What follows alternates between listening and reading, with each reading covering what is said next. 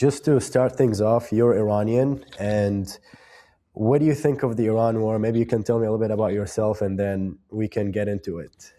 Sure. My name is Muhammad Ali Mujarradi, and I go by Sharghzadeh on the internet, which means struck by the east.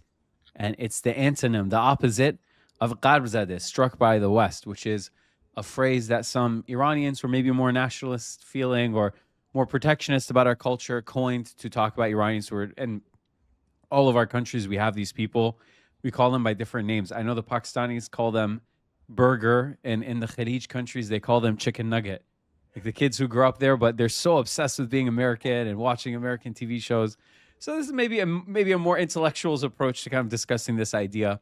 And I would argue with my family because they come from a westernizing class of people in Iran. So maybe a century ago, they were fully traditional. 2 generations ago, semi. Now they're kind of more aspirational. And I would have all these arguments about we should return to dressing in our native dress and all these things. And I know you're Iraqi. In Iraq, you have a similar thing where the native dress is maybe associated with being more traditional, more backwards. Right. And people say, you know, I don't wear a dishtash like as a point of pride. One time I had a friend, bless his heart, he was at medical school educated. He got his other degrees, very kind of high class Iraqi intellectual. He came to my house and for some reason he needed clothes. So I offered him a dishtasha. And he said, "Marra wahda bihayati labas dishtasha." It's like one time in my life for Eid once, never again. I don't wear dishtasha. Like, kind of. So to mock them, I would say, you guys are Gharbzadeh. You guys are struck by the West. And then they said, well, you're Sharghzadeh. You're the opposite. You came from America to Iran. It's part of my life story. I went there to kind of reconnect. And you want to be what we don't want to be. And so I had this kind of back and forth that they called me Sharghzadeh lovingly. So I kept it. Yeah. And so I'm an Iranian, as I just mentioned. I've spent some time living there as a child, as a high schooler, as an adult. I've gone back and forth, tried my best to keep connections with the country. And my feelings about the war right now, it's so tragic, but I always feared this day would come, and I always thought in a way that it would come because I have a friend, he's Ukrainian, and when I saw him after many years, I had seen him in high school, and I saw him years after the war started. I said, what do you think about the situation? He said, it was inevitable. I said, why? He kind of said it as very obvious. It was inevitable. Yeah. Why? He said, any country that leaves Russia's sphere of influence has a war. And I thought, wow, you know, he's right. That's true, actually. That's correct. So he said, it's just the cost of leaving their sphere of influence. They're declining. Now, I'm quoting him. I'm not saying necessarily I believe this. It's not my area of expertise. It's a declining empire. We had to leave. The West is ascendant. Russia doesn't offer us anything. We had to leave Russia's sphere. And a war was a cost of business to do that. So it is what it is. America is the same. You don't leave America's sphere of influence without war. Vietnam, Korea, Cuba, all the coups in South America. You know, we know the stories. Yeah. And Iran was dissimilar to other countries where, you know, Afghanistan, Iraq, you know, Iraq, unfortunately, you know, they had conflicts with America, but there was kind of a different story. You know, regime change, making everyone our friend. Iran fits more into the trend of Cuba and Korea and Vietnam of if you leave our sphere of influence, we'll have a war with you. The only difference is for some reason, Iran's war was delayed. So first we took the hostages and then Carter left and Reagan came. Now Reagan was a hawk, but then we had the war with Iraq. So maybe you could say that was part one. And then we had another period in the 90s where we had Khatami, the more reformist-minded presidents. And then in the early 2000s, America was busy with Iraq and Afghanistan. And then Obama wanted to make peace. And then Trump tried to make war the first time, if you recall, or he kind of flirted. Yeah. So it seems like every few years or decade, I got kicked to the next president. And then now, ultimately, what's happening is maybe what was expected from day one. So I don't want to be flippant and say it's not a tragedy, but you always kind of felt that it was going to happen, that you just can't flaunt the American way and then also take their embassy and just flaunt the American empire without America doing something or fighting. So I felt that this was going to happen. It's so sad to see it. I wish we had chosen a different path. I wish the world had chosen peace and diplomacy instead of war, but it's not a shock. I didn't wake up and think, oh my God, you know, why is this happening to us? I always felt like, I hate to say it. Yeah, I mean, this is the problem. I feel like every country, especially in the Middle East, that's not kind of submissive to what the American politics wants from them, they kind of get sanctioned and all these things happened to them. So, like, in your opinion, do you think Iran should have listened to the United States, or do you think they should have withheld their position?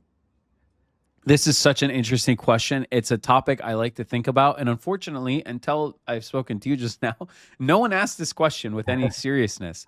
And I think part of it is that we, for two reasons, take this situation for granted. One is this racism of low expectations against our Mm. countries, where we're never given any agency. So Yeah. if you even bother asking, what's Iran's role in ending up in this position? For many Westerners, especially, even though they come from a good point of view, they're in our favor. Maybe they're liberal, they're leftist. That question discombobulates them. What do you mean? They think we're being acted upon. We're just the maf'ul bihi, in Arabic grammar. We're never the fa'il. We're the subject of the action. We're never the actor. We never get any agency. So this question assumes agency, and because, mashallah, you're from our background, you feel it. Others don't give us, the Western interviewers don't give it. The other thing is that it gives America a little bit of credit, which people like to demonize America too much. That, the assumption is that America will just destroy you no matter what. Whereas this question also assumes that America responds to Iran's actions. So Yeah. I'm glad you asked. I've been waiting to answer this question. My answer is that at some level, conflict with America was inevitable because we were asserting ourselves. First, we didn't want to be in their sway. We didn't want to have military bases. We wanted to get the money for our own oil, which they cooed us for. We were Yeah. always taking these steps, even in the Pahlavi era. Pahlavi, for example, even under the auspices of the Americans, he was going his own way in some senses. He wasn't fully cooperative with the West, to give him credit. Yeah. I'm a critic of his son, but to his father, I'm always way more amenable. People give him Okay. too much criticism, even in my opinion. They kind of paint him with too broad a brush. But anyway, Iran, at some level, if it wanted to disentangle itself from America's influence, was going to run up against America. That's true. But there were a few things that we did that we didn't have to do Okay. that did make the hard war, as opposed to like a soft conflict, inevitable. So, for example, taking the embassy, I think was a very foolish move. I don't see the wisdom in that. It's like killing the messenger. You just don't do Yeah. that. These people are just, even if they're operatives, okay, expel them. Let's just Yeah. expel them. Just say you have to go, which is a common thing to summon or expel or whatever. And, maybe going up against Israel in such a, I don't want to end the cause problems for your platform, but it's such a kind of direct way. Maybe there could have been some wisdom in terms of how we phrased certain phrases. Again, I won't say them for the sake of your platform. We could Yeah. have been a bit more wise. I'm not saying that I support the policies of the government, Yeah. but if I was the government or if I was advising them, I would say, okay, if you insist on all these particular policies, maybe have a softer approach with them. Because what Americans and Israelis say is, look, you're chanting death to us, so don't be Yeah. surprised that we're going to fight you. And Yeah. to that I say, well, yeah, maybe we shouldn't have done that. I agree. I don't like the sloganeering. And also, Iran maybe jumped too fast. If you want to challenge the unipolar kind of system, you first need to circle your own wagons. For example, look at China. China developed, it integrated itself into the Western system. Now, only slowly, it's kind of going Yeah. against or resisting American hegemony. Iran, 5 minutes into the revolution, we already were acting like a great power. So again, I want to background this. Maybe people don't know who I am, or maybe I have haters who are always trying to misconstrue what I'm saying. And I don't necessarily agree with any of the policies of the government. I'm just saying from the perspective of the government, how could they have retained their sovereignty or retained their values, their principles, Yeah. without just forcing a point where we just have a direct conflict? I mean, even, for example, the last note, I know I talk a lot. They could have just negotiated with Trump. To give Yeah. credit to him, he wanted to negotiate. They Yeah. said, we will not negotiate with Trump. I mean, what? And then at the very end, when it was clear he wanted to attack, they're rushing to negotiate. Well, in the first term in 2016, he wanted to negotiate with you. So they Yeah. could have also, they don't give Iranians enough agency. Sometimes the way the anti-war people, who I like, of course, but the way they talk about us, it almost makes it sound like we have nothing to say about our own fate. No, we can make Yeah. decisions too. Yeah. Anyway. So you bring actually a very interesting point here, kind of something I've never heard before, because I mean, growing up in an Iraqi environment, Like as far as what I've been seeing on Facebook and the Iraqi news, a lot of the Iraqis are supporting the Iranian policies, because mainly people in Iraq are Shia, and there's this whole thing with Shia Islam and how the constitution of Iran is built upon the idea of Vilayat al-Faqih. So kind of just connecting, like you mentioned, they were very hard with their policies on Israel and all the other things. If you could explain, why are they hard in their policies in regards to Vilayat al-Faqih? Why is there Vilayat al-Faqih, like in their constitution and all these things? Man, I've got to say, and this is not mujamala, as Iraqis or Arabs would say. I'm not trying to butter you up. I don't do this in my interviews if you watch. You are asking such new questions. I love this.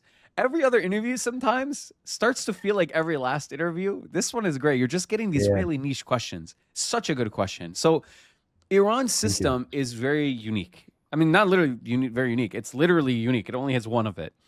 Before we were a monarchy like the other Arab monarchies are.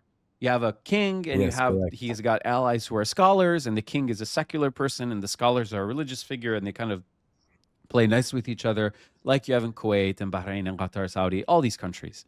Or even Iraq, for example, before it had the coup and the revolution and all that. Now, unlike other Middle Eastern countries that transition away from this system, such as Iraq or Egypt or whatever, usually you'd have a military coup by like a secular power. Iran, this system persisted longer than those countries. You know, they had their coups in the 40s, 50s, 60s.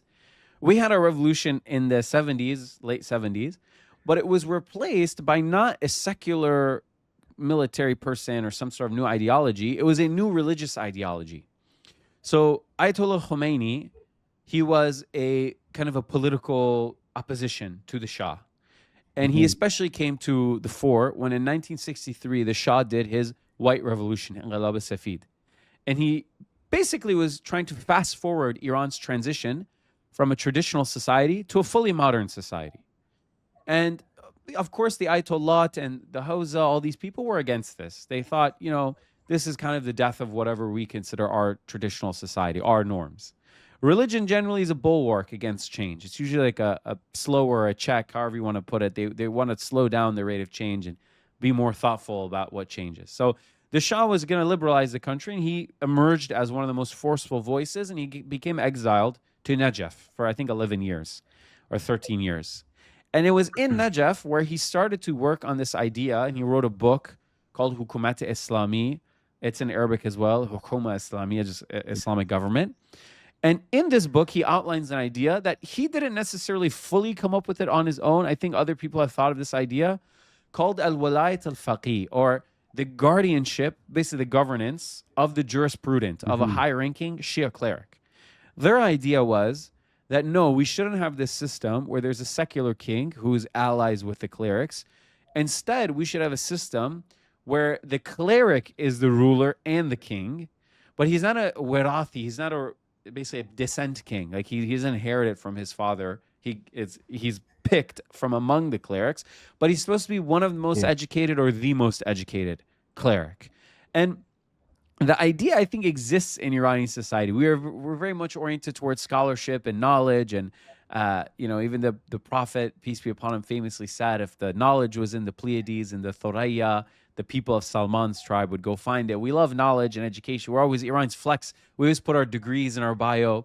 So even growing up in America, for example, I used to think that the president should just be the smartest person in the country, because I was raised with this Iranian mindset. Now, of course, now we laugh at this, but as a child, I thought, oh, to be the president, you just have to be the smartest American. Like, that was my mindset. So this is the Iranian mindset that produces Walayat al-Faqih. And Khomeini expressed this openly, but the revolution happened with just the fervor and the unsettling of the masses. I don't think the people were in the streets were rationalizing and theorizing this Platonic idea of governance. So you have Plato's Republic, by the way. Plato, the Greek philosopher, for all those viewing, he wrote a book called The Republic, where he talks about his idea of an ideal governor, and he says there should be a philosopher king. That was one thing. And then you had, for example, people like Calvin, who ruled in Genoa. He had a theocracy there. Khomeini is kind of a mix of those two, like a religious theocracy ruled by the smartest cleric.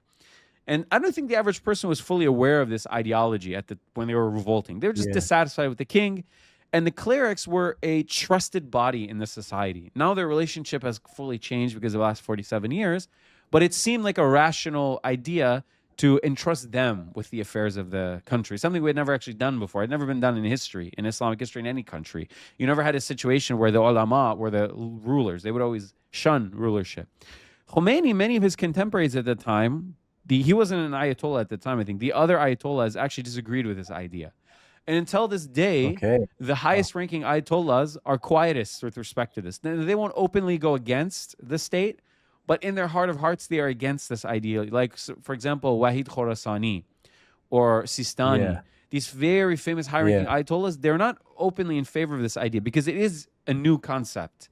So he came Yeah. up with this concept of having the smartest person in charge, but it kind of didn't work, not because of any worldly reason, we can get into that, but in terms of the concept in its own right, because Yeah. immediately after him, the cleric just became like a political appointee.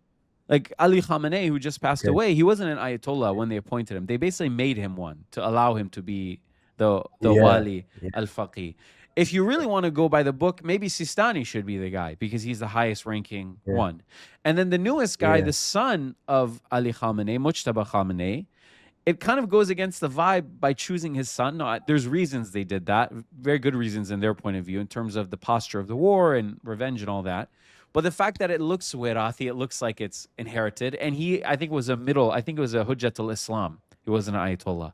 Okay. So the idea kind of Yeah. only lasted for one person. After that, politics makes everything muddy and imprecise. So that was the concept Yeah. of the state. I've never explained this on video. So Iran has, not Yeah. to say the guy is a good person, but the idea is like a philosopher king model of governance, not democratic. Yeah. Yeah. It's actually very interesting because, I mean, coming from a Shia Muslim family, I grew up with all these ideas of, like, my family, they follow like what Sistani says and what he kind of claims about Islam and all these things. And I grew up with the idea of like the Mehdi al-Muntadhar, the awaited Mehdi, and I only recently got to know that the entire Iranian constitution is built around the idea of the Mehdi and how Wilayat al-Faqih, which literally means that the supreme leader of Iran is a placeholder for the Mehdi that is believed have disappeared, and he is like the last of the imams in the lineage that's connected to the Prophet, which is fascinating. I think this idea alone probably explains the extremism in their political thinking, I guess. It's kind of like an idea that's been circulating around for 1,400 years, and it's still being tested over time. So I find that to be really kind of like interesting how these two concepts, politics and religion, came together and produced an entire kind of governance and political system. So my next question for you is very specific. So I've actually been to Iran before. I think around 10 to 11 years ago. I was 14 years old. And we went to Mashhad for ziyarat for Imam Reza with my parents. And when I was there, like as a kid, I noticed there's oppression in the country. I could see it on people's faces. I remember even one time I wore shorts and it was really hot there. And while I was outside walking, a lot of people were staring at me and I was like, what's going on? Like, what's happening? I didn't know what was going on. And then I looked into it and it was illegal to wear shorts above the knees. So that was crazy. But do you agree with this statement that Iran in there is oppressive? What's your perspective on this matter? Man, I swear, every one of your questions is so good. It just cuts straight to the point. I love these lines of questions. So, first of all, I'm glad you visited Iran. So you're speaking from life experience, not just what you've read. Yeah. That's excellent. And I like that you showed some accommodation. You said Imam Reza instead of Imam Rida, Rida, as you guys would say. You said Reza. Thank you for Persianizing it for me out of respect. Anyway, and by the way, the chai we drink, I know this isn't chai for you, right? It's too light. For you, the Iraqi tea is so dark. So this is another way you have to accommodate us, is our tea is very light. But anyway, it's just Persian tea. We boil it very light. Yeah. You guys drink it dark. I love Iraqis. I Okay. grew up in Michigan with a very large Iraqi community. So you guys are Yeah, I a heard bad about that. chabidi, as we say, next to my liver. So Iran, yes, I will never mince words, despite what many of my haters are committed to portraying about me, that I'm some sort of agent or propagandist. No, Iran does have oppression, for sure. All Middle Eastern countries are unfree to one degree or another. Even a country like Lebanon, which I think maybe is the most quote unquote free in terms of open Yeah, speech, still has its problems. I mean, governance issues aside, just pure freedom issues. It's not even Lebanon, which is the most liberal society. From Westerners' point of view, if you look at the laws, there's a lot of things that Westerners won't like. So if you're used to the liberal society like Canada, like America, where it's open, it's stable, it's democratic, definitely Iran is unfree. Now, to give that so that the haters can not stick to me. Now, I'll say one thing in defense and then go back to criticizing. In defense of Iran, a lot of the things that Iran is criticized for, other states have. Like, for example, Trump said, oh, in Iran, they throw a certain type of person off buildings. And yeah, I'm just trying to avoid getting you in trouble, but everyone knows what yeah, that is. Now, that's not true, obviously. I said this. And then everyone jumped on me and said, oh, so Iran is a haven for those people? I said, no, no, no, no. It's not. It's illegal in Iran, surely. Like in Bahrain, like in Qatar, like in Iraq, like in Saudi, like in Masr. So then how come there's no war in those countries? So Iran does have problems for many groups, right? Women have issues, but they do in Saudi as well. Saudi had Hisbah. It's not just Iran that has Basij. They also had Hisbah in Saudi. They also have decency laws for women in Saudi. They also have hudud, or Islamic punishments for certain acts in Saudi. So Iran does have those issues, but the reason I bring these up on social media is to say that Iran is unfairly singled out to basically rationalize and create consent for the current war. Now we're living in the war. Before, I would say they're highlighting this to create consent to attack Iran. Like in Afghanistan, they'd say, oh, the women's rights. Oh, in Iraq, yeah, it was free. It was secular. There was no women's yeah, rights, whatever. So they would say, oh, there's bombs there. So Iran does have its problems, but unfortunately, many of the people who highlight these issues, it's not because they care about Iran. If an Iranian activist brings it up, I support it because they want what's best.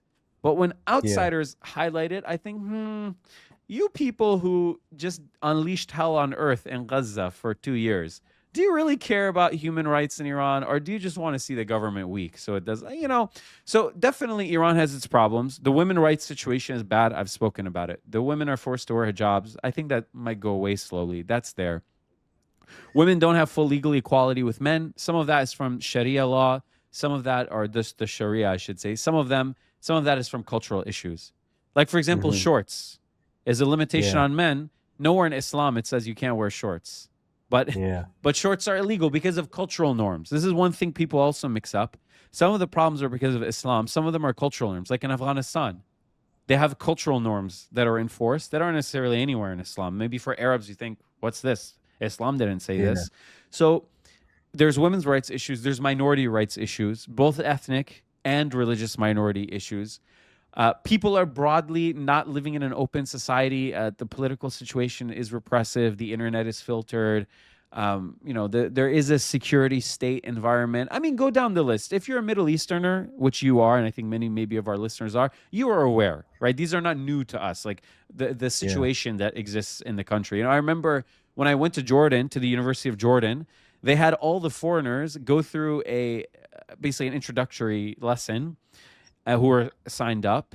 And it was basically like a very sanitized way of saying, hey, you're living in an Arab dictatorship, so you better behave yourself, basically. Like the university advisor obviously is our friend. He doesn't want us to be in trouble. He's yeah, not yelling at us. He's just saying, hey, so you can't criticize yeah, the king of this country. It's not America. It's not the UK. What was funny is me and the other Middle Easterners were just saying like, okay, I get it. Yeah, I understand. And the Westerners, they were like, oh my God, I can't tweet against the king while I'm here. So if you're Middle Eastern, Iran, it's like, it's nothing new. Okay, maybe in Arab countries, shorts are allowed. Like I even had actually several Iraqis tell me this. I had another Iraqi say the same thing as you. I'll never forget it. okay, His name is Ali. I call him Alawi. Shout out to Ali in Michigan. He said, Muhammad, رحت على إيران لبس شورت كل واحد كان يطلع عليه. I was like, I felt like I was crazy. Everyone's just staring at me because I'm like, what's going on? And then someone Iraqi Yeah. who lives in Mashhad said it's illegal in this. Well, like it's illegal. So That was my exact yeah. experience. So I mean, even for example, certain elements like cultural elements, like in Iran, if you want to go to a hotel, you have to prove that you're married. I had a guy, Okay. he went on ziyarah to Iran with his wife from America, very Yeah. religious, 12er Lebanese. In Lebanon, I think Okay. that law doesn't exist. And in America, it doesn't exist. He, as a Yeah. religious Shia, he took religious issue with it, actually. He was offended. He said, you, by insisting, because they didn't have documents to prove they were married. Americans, we don't keep our Yeah. marriage certificate with us. I mean, you Yeah. never need it. He said to them, the fact that you're insisting that I prove I'm married to my wife, finally, like someone WhatsApped their wedding photos from their wedding album. It's offensive to me. You're telling me that my wife is of bad repute. How dare you look at us? We're wearing abaya al ras. We're going ziyara. I have, you know, a dishdasha. You're accusing me of doing zina right now. Like, this is my wife. So just to Yeah. say, not everything Iran does is al-hisab al-din al-Islam. It's not because of Islam. Some of it's just Iranian dictatorship craziness we also have. But Okay. to wrap it up, I would never, ever, on any platform, in any context, deny that Iran is an unfree society. That's not what I'm here for. People say if they think if you're against a war of a country that you love the government. That's not true. Yeah. Anyway. Yeah. I mean, you can be anti-war and you can be anti-regime at the same time. So I think that's a very important point to highlight. Now, just kind of going back to the past a little bit and how all that started. So as far as I know, the 1979 protest in Iran that brought the mullahs happened because the Shah's government was not good. Why did the 1979 revolution happen? Like, what were the issues that led to it? Man, you're just asking questions I've wanted to talk about for so long. No one's ever asked me to interview. Seriously, slam dunk interviewing, mashallah. So thank you. This is something that no one thinks about for some reason, and it requires thought. Whenever there's a failure, you should assess it. If you fail a test, you should say, was I sleepy? Did I not study? Did I study the wrong material? Iranians, we keep failing tests and just failing the next one. So all of this talking about bringing the Shah back, we never once did even think, what was the failure of the Shah? So I remember the King Reza Pahlavi was asked in an interview in a press conference, what were some of the failures of your father's government and how do you intend to not repeat them? Because you want to basically resume your father's government, right? As if it never ended. And he very flippantly said, we're talking about the future, not the past. You know, even he doesn't want to kind of think about his failures. You've never seen the Pahlavis come on the record and very soberly admit their failures about the past, which is why I have low confidence in him. Look, I wasn't there. My family was there. The failures I see are the following. One is that he modernized the country too rapidly and too unevenly. My grandfather was born in a village, probably. I think it might have been a village. He swears he's a city person, but in a village. And in a time when no one had any formal education. It was just like maktab, you know, just Quran, whatever. Yeah. And everyone was wearing chador and they were religious. And he, in his own lifetime, went to Tehran, a modernized city where they had, excuse me, with all due respect to the audience, just a fact, pornographic theaters, a red light district. So imagine he lived in a village 100 years ago where it was like life 2,000 years ago, 1,000 years ago.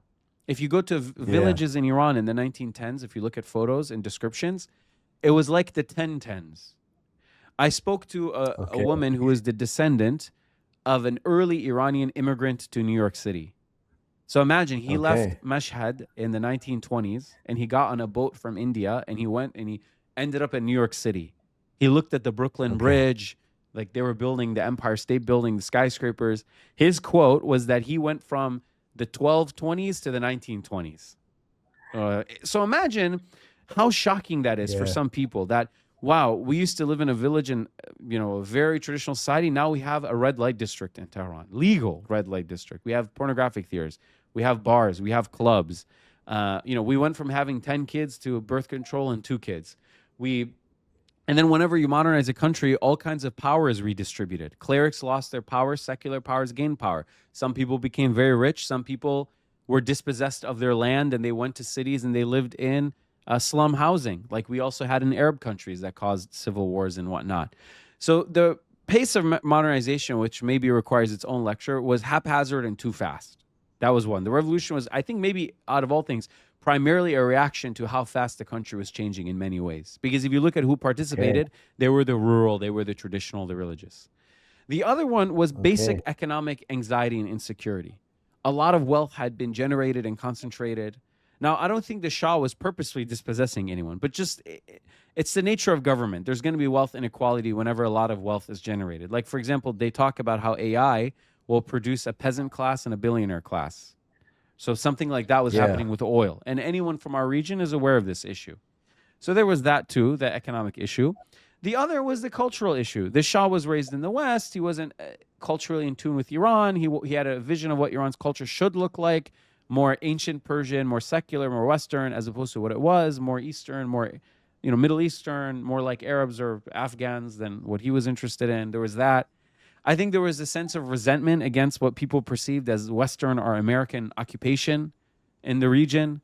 There was a sense that they wanted something new. They wanted maybe to be a modern country. Iran, when they say 2,500 years of monarchy, it also means they had a 2,500-year-old system, which hadn't really changed much. You have a king, you have peasants, you have his people or courtiers, very old system. In Iranians, a lot of them who participated in the revolution, I think they genuinely wanted it to be a democracy. We say Islamic Revolution now because the Muslim faction took power after.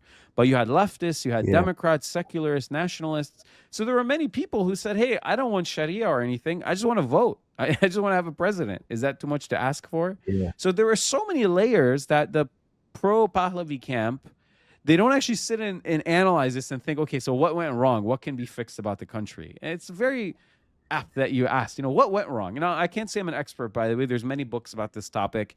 And what I've told you is mostly what I've inferred by what I was told by people who lived through that era.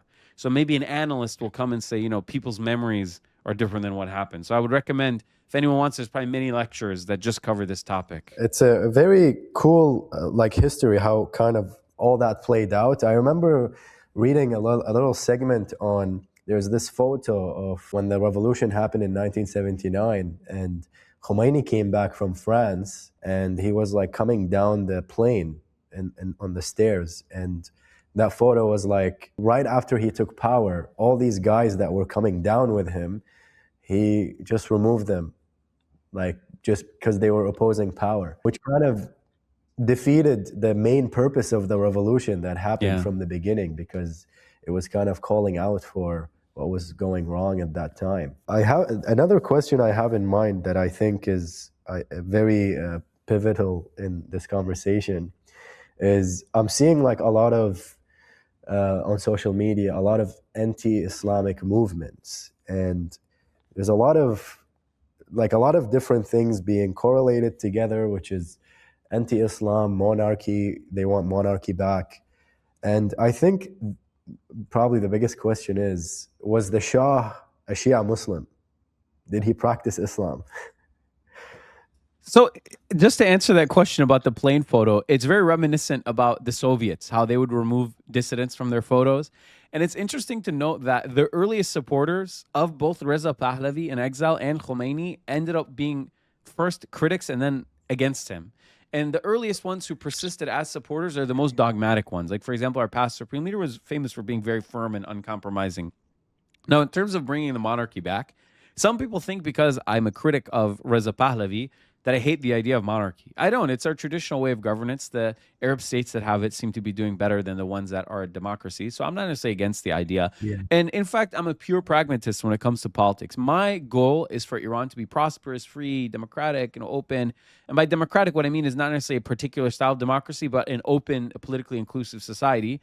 And if that would have a figurehead monarch or not, it doesn't really matter to me, ultimately. If Reza Pahlavi was a good leader, I would support him. The issue is I just am against the idea of fighting Iran in a war and also being like a full supporter of Israel. I don't mind if Iran doesn't want to go to war with Israel. That's fine. Don't do that. But I also don't like how he's just so indebted to them. It's kind of a bad look. So setting all that aside, the Shah, I mentioned earlier, he's hated on too much. Some people, they kind of label him with one brush. Like they say, oh, he was secular. Well, what does secularism mean for you? Secularism in his era was kind of like many Arab states today, where the state doesn't enforce religion or apply it, but there's a religious sphere. And in fact, some of his supporters say that he should have actually been secular in the way some people mean it, like repressively secular, such as the Soviets. The very fact that the Islamic Revolution happened is proof that he was not that repressive against religion. That the clerics did actually have this pulpit, they had this authority, they had this positioning that they were able to unseat him. So he was not that oppressive against religion. He was, but it wasn't like there's no religion. The other thing they give him too much hate for is, I think ultimately the guy's motivation was to make the country a better place, to make it independent, to make it strong. They say he's a puppet of Israel. That's not true. If you look at the historical record, in fact, Israel wanted him more to be their friend. He was kind of more at a distance than they wanted him. And he was a supporter of the Palestinians. Iran voted against the establishment of Israel, I'm pretty sure. They supported the Palestinians. His official state policy was to support the Palestinians having a state.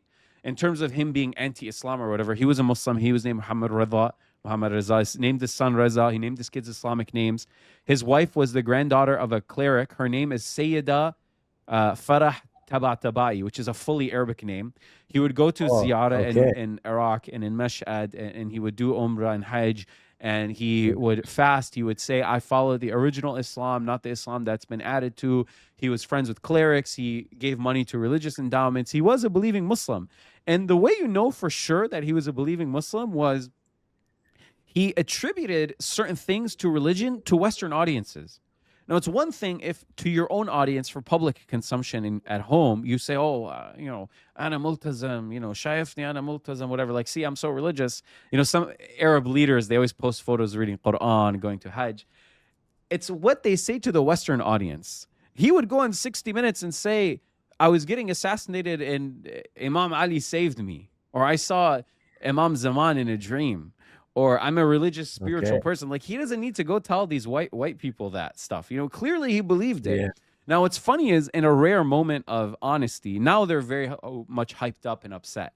But when things were more normal, if you talk to a Pahlavist, and if they didn't view you as an enemy, like if they're a relative or a cousin, I have many in my family, when I would mention these things, they would say, yes, that was one of his weaknesses, was he was brainwashed by Islam. If only he was truly anti-Islam.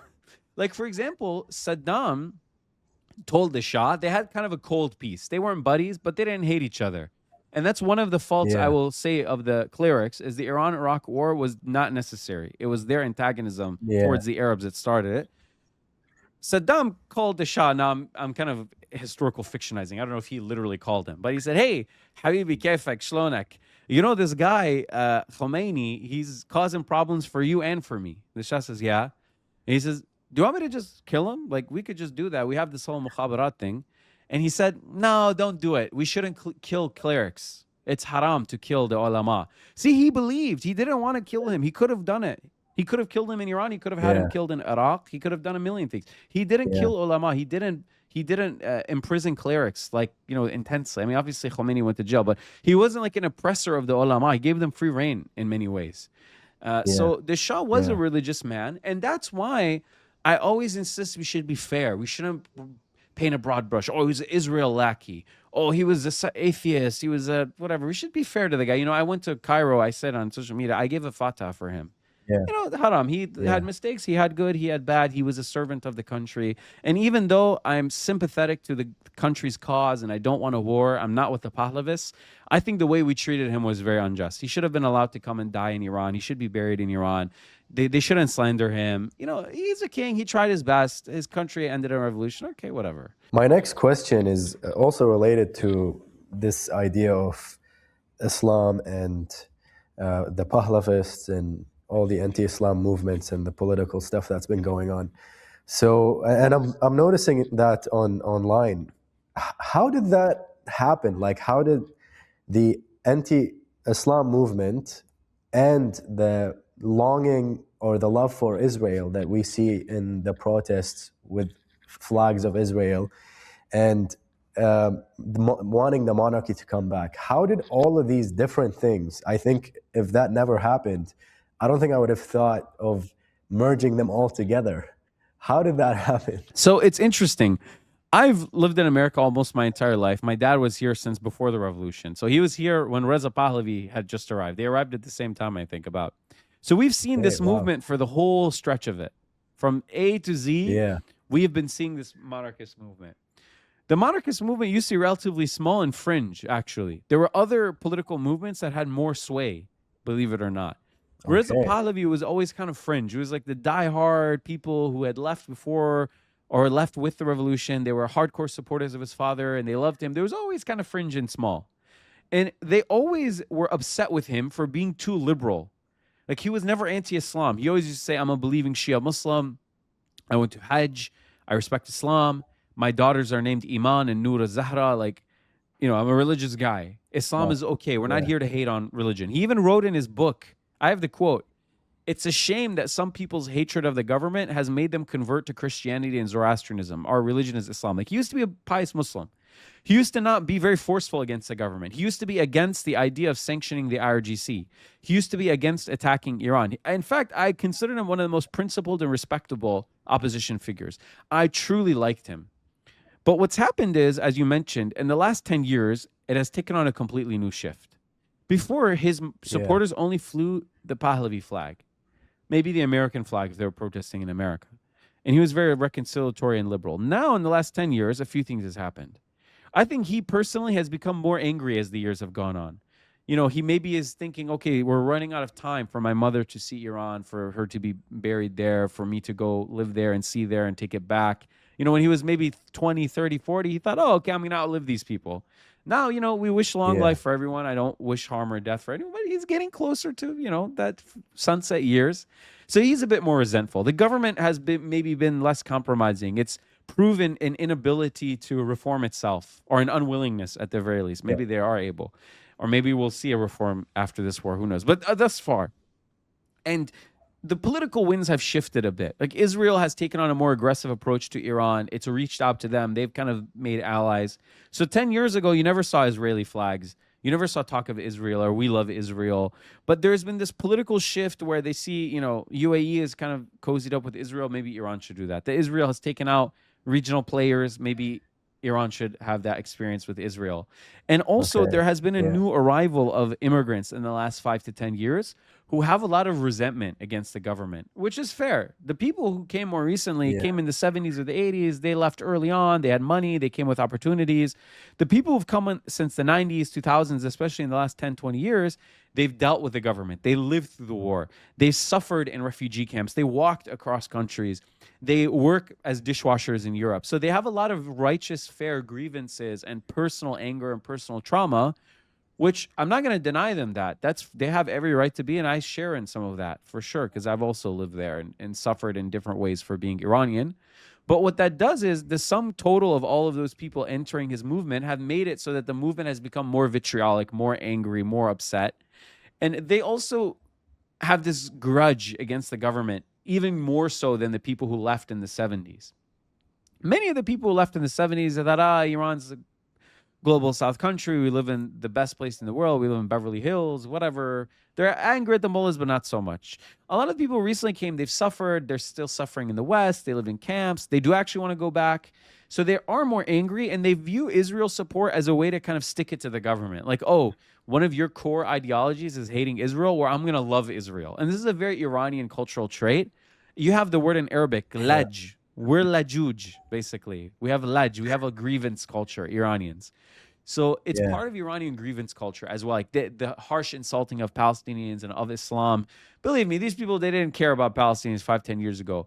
And even today, they don't. They're just insulting Palestine and Palestinians and Muslims and Arabs to trigger the government. To say, oh, you like Palestine? Well, we'll hate Palestine.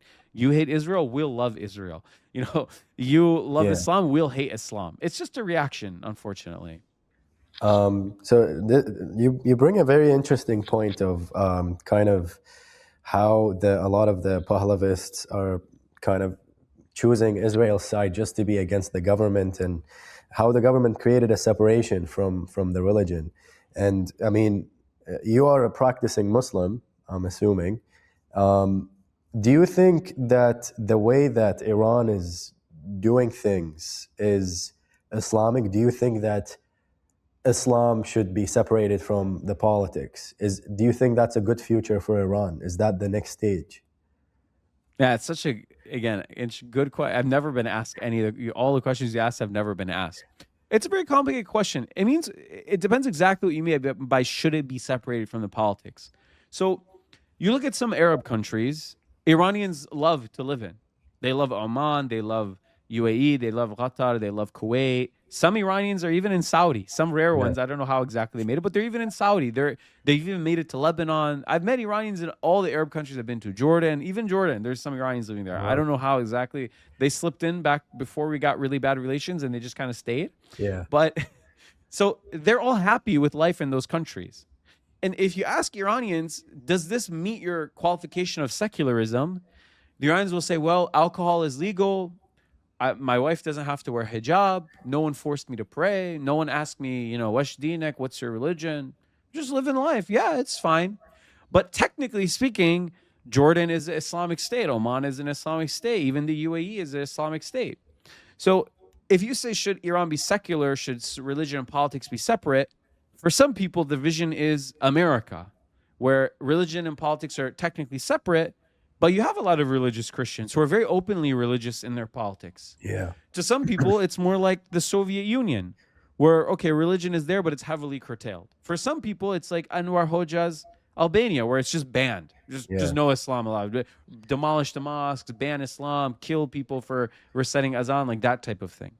So those obviously are off the table. Like you said, I believe Islam, I practice Islam. I can't accept that. And also just because I'm an American, like you live in Canada, I think I live in America, we have religious freedom. So a system like we have in America, to me, is totally fine. Religion is respected, it's there, but it's not forced down anyone's throat, and we don't really make laws officially based on religion. I think it's acceptable to most people. Realistically, what you'll have, given the number of religious people, is something like Oman.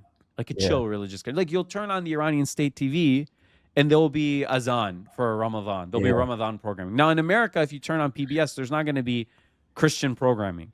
So I think ultimately the issue is people want religion not forced on them, and they don't want it to be the factor that dominates public life. So I think that's the real issue. Now, if you have Sharia courts for marriage and for death and inheritance, and you have, a prayer break for school. Like, for example, today they make kids pray. If you told the secular Iranians, how about we don't make them pray, but we leave a break time? Like in America, there's no break time. They say, khalas, if you're Muslim, go to Muslim school. Not a problem. What if tomorrow in Iran, for example, there's no forced prayer at school, but during prayer time, the kids can go take a break and they won't be penalized? Or, what if we don't have a hijab law, but we don't let you walk around topless like in America? Like in America, it's legal to be topless as a woman.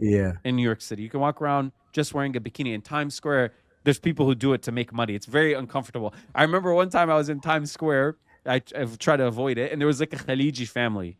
And maybe no one told them that Times Square is like a zoo. All of a sudden, one of these women popped out, and I always try to avoid it. If a tourist comes, they drag me to Times Square, or if I have to pass through, like for business, sometimes there's offices down there, believe it or not. And I was like, oh my God, not this. One of these topless women was in the corner, and a Khaliji family, I heard the mother gasped, like grabbed her children, was dragging them in the opposite direction. So if you ask me, if Iran is secular, would there be a topless woman in Tehran? I don't think so, realistically. One thing that a lot of Muslim Iranians who are secular, and in the Arab world, you have this as well. People who are secular, but their norms are very Islamic. So I've met people that say, I'm secular, I'm against religion. And I say, would you like your daughter to marry an Armenian? And they'll say, no, he's a kafir, he's Armenian, we're Muslim. So like, you know what I mean? So Iranians, they might say, we want it to be secular. What they mean is like something like Oman, something like Jordan or Egypt, something to that effect. Some sort of, I guess, like the way we have it in Iraq is pretty much like this. I mean, the government is kind of set in the constitution that it should be Islamic, and you see a lot of like clerics and scholars in the parliament. But there is like a lot of open-minded people and not very like strict with these things. So I get like it's a good balance between the two, but you still have the militias, and these guys are a little strict and they kind of enforce these things. Another question that I have in mind that's actually, I think, a very interesting one that I see a lot on social media. And it's the idea that a lot of Persians and Iranians that are pro-monarchists say that Persians are not Muslim. We were never Muslim. Islam was brought to us by the Arabs. Like we have to decolonize the language. We have to decolonize the country because it's all Arab things. What do you think of that? Like, is that true? Are Persians were never Muslim? Is that a true thing? They want you to believe it's true, but unfortunately, this is a weird new idea. It's about a century old. It only became common currency in the maybe middle Pahlavi era, and now especially because of the government and the kind of today, a lot of people believe this. They're trying to get you to think of it as something like French in Algeria. Like, oh, we were never speaking French, and we were never supposed to be Catholic and French, and we'll expel these people. The reality is that Iran became Muslim and adopted the Arabic script and some heavy Arabic vocab influence in a time when things were just completely different. Yeah. And yes, it's true. At one point, we were conquered by Arabs and we entered Islam slowly, not by force, but just a slow conversion process. Not to say Arabs were perfect, but that was just how the world was. Yeah. There wasn't enough state capacity to force everyone to become a religion. Like the peasants were just peasants. You couldn't go and check each one of them. But slowly, because of the emergence of a new civilization, we became part of it, and we became a big part of it, a driving force of it. Now, the way you know that Iranians were never, quote unquote, forced to at least stay Muslim, maybe someone can be made Muslim, but their kids we voluntarily engage with the religion and its civilization so much. Now, people would say, oh, well, the scholars, they were secular. They just were Muslim in name, like the Golden Age scholars. Yeah. Okay, well, what about the spiritual ones? Okay, sure. So Razi and Abu Sina and these people, Khayyam, you'll say they were only Muslim technically, but they were atheist or Persian secular or whatever in their heart. Okay, what about the spiritual people like Rumi, like Ghazali? Yeah. Their whole gig was spiritual. Right, like I have this Rumi book here. I translated he didn't do any science. He just did religion. Yeah. And the other thing is, it's a very self-defeatist mentality because only during the Umayyad era, Iranians were ruled by the Arabs directly, and early in the Abbasids. But then very later, as you well know, you're Iraqi, the Abbasids became titular caliphs by title only. That the Iranians had their own control over the provinces. So for the last, let's say, 1,200 years, we ruled ourselves. If we were really colonized, why didn't we just decolonize ourselves? Why didn't we get rid of Islam? Okay, you'll say, oh, that was the medieval era. Okay, what about the Pahlavis? Reza Pahlavi the first, he didn't really like Islam, but he didn't get rid of it. His son, he could have gotten rid of it if he wanted. Even the current guy still, his official position is that he's not anti-Islam. So some people want to tell you this. A lot of it is self-hatred. A lot of it's hatred of Arabs and Pakistanis and Afghans. A lot of it is this aspirational whiteness, Westernness, to say, oh no, we were never Middle Eastern at all. We were like Indo-Europeans. Maybe you've heard this. We're Aryans, we're white. It's just cope and fake history. Anyone who opens Iranian literature can tell you that these Iranians were honest-to-goodness Muslims. For example, Ferdowsi, they love him. He's kind of the Persian nationalist poet. He wrote the Shahnameh, the Book of Kings, which maintained and preserved our conception of ourselves and our myths about our past and mixed with history as well. And they view it as like a savior of the language, even though it's a little bit overstated. He himself was a zealous, believing Muslim. They'll say, oh, he had to be Muslim. That's not true. The way you know it's not true is that if you're only being a religion for worldly reasons or because you're forced, you would be the main religion, right? If you meet someone in, Iran who's a Zoroastrian, clearly they want to be a Zoroastrian because it's hard to be the minority. It's not easy. Ferdowsi lived under a Sunni caliph or leader, Mahmud Ghaznavi, and Mahmud Ghaznavi hated Ferdowsi because he was Shia. Mahmud Ghaznavi didn't pay him the money he was owed for writing the Shahnameh, partially because he was Shia. He was a 12er. Or not a 12er, I should say, a Shia. But not only was he Shi'i when Iran was Sunni, he was Ismaili Shi'i. So if Ferdowsi was not a genuine pious Muslim, why would he choose to be a minority that's oppressed? It doesn't make any sense. He would just choose to be the majority. He would say, okay, khalas, ana Sunni, I'm Sunni, whatever. I'm Sunni, just let me go. He was Shi'i and Ismaili, not even a minority, like a double triple. So obviously he really believes it. Why would you pretend to be something other than the majority? And from the beginning of the Shahnameh, it's clear he was a religious Muslim and Shi'i because he gives a lengthy praise to Imam Ali in the Imams. So very obviously he's a Shia. So it's clear to me that these historical figures, one after another, or religious. It's very clear in their writing. And then there's this famous idea, Nasa ledin mulukihim. The peasants, what do they know about anything? They're just following what's in society. They're not sitting there, oh, we're secretly Zoroastrians. Khalas, the king is Muslim, they're Muslim. It just like when he was Zoroastrian, they were Zoroastrian. They just follow their king. It's that simple. So this idea that we were Zoroastrian or we're colonized or we should go back, it's just all. And these people say we should go back. They just mean we should be secular. They're never going to go back. You're never going to see them building a Zoroastrian temple and become religious. People who dislike religion are usually just secular now. They're not going to be a new religion and be religious again.